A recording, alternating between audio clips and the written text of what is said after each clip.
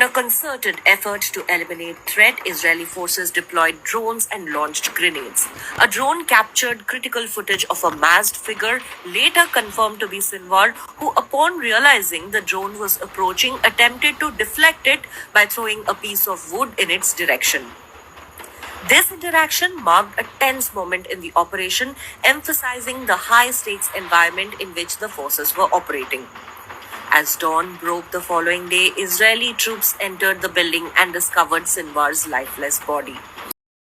Is located, and as you see a figure in the background there, he's sitting there. This is after he's been injured, okay? There was a firefight before this happened. The IDF sent the drone to identify if there was any terrorists. This is what they do. They've done many times in Gaza. They want to make sure that none of their troops are hurt when they're trying to identify the terrorists.